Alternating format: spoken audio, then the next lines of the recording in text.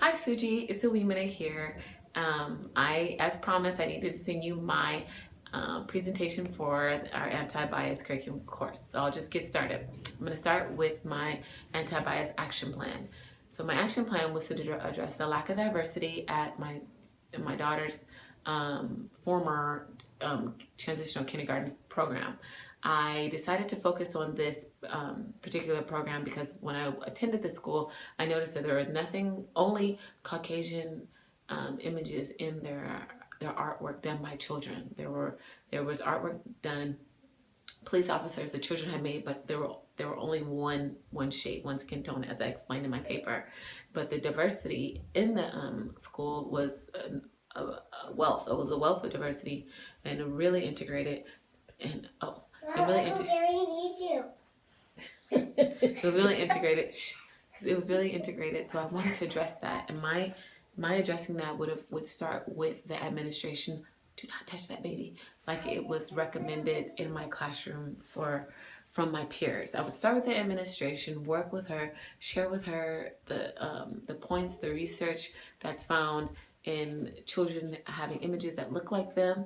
I'd also get into the fun aspect of choosing anti-bias materials, artwork and materials to support their learning, skin tones, flesh tones, and things like that, to really show the importance of children having materials available to them that look like them.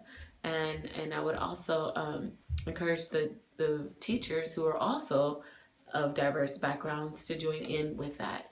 And I kind of I I addressed in my paper that the challenges that may face would be people thinking I was trying to change their program, or just kind of people who are set in their comfort zones. Those are kind of, I know those would be my challenges, because I know people would think anti-bias is some new and modern thing, but it's actually something that should have been going on all along, as we have diverse people in our societies. And even if we didn't have diversity in our societies, it still would benefit everyone to learn about how to correctly approach and interact with one another, and be visible in the classroom. So that would be my anti-bias action plan. That would be my action plan for that issue. You can find out more about that issue in my paper, because it's easier to talk to people than a camera. Okay, my second thing is my journal. Here's the watercolor here. I'm really proud of it.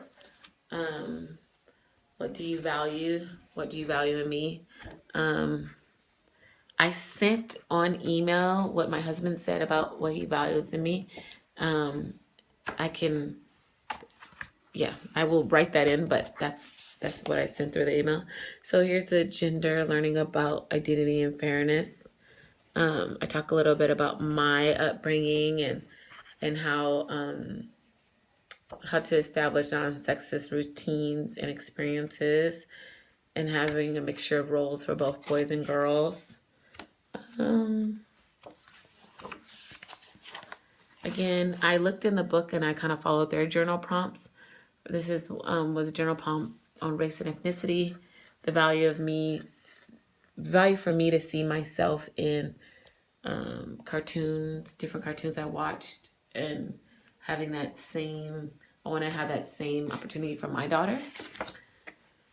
Social economic class. As a child, I did not think much about my family's economic status. Remember that coming to the forefront of my mind while attending elementary school was all about, fancy high top sneakers, Nikes.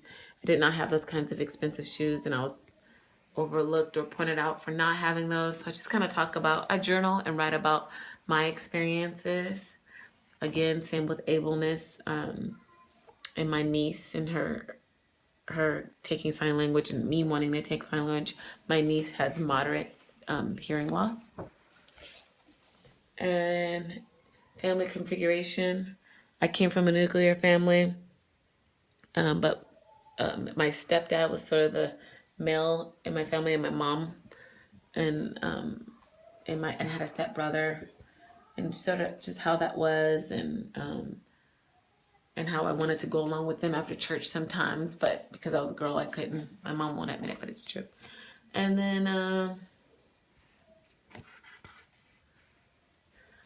I was really drawn to when a family when a family is away or in jail. This was in a book. And so there are suggestions from the book you assign to really show support to all aspects of a child's family life. On page 120, the text suggests, you're moving it around a lot.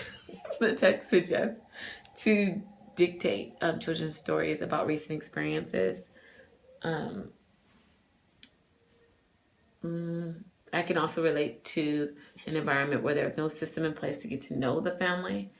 So it's important for schools to get to know their children's families and not. I work actually my daughter's school. Now that I'm there for like the third year, I feel like they really know me, but you still gotta make the effort. You really gotta make the effort. So I hope this is clear. I'll be glad to answer any questions you have. But yeah, I felt that this is a topic in particular that really addresses how we as teachers can approach families and understand different family structures and support different family structures. So that was my journal. And here's my persona dot. I'm so proud of her. We have the same hair. Sorry, my filmer is getting really close. But I wanted to have something that was beautiful, brown, and bright. And I know you saw my other one, but I made another one with the help of my mother. My mother really helped me with this.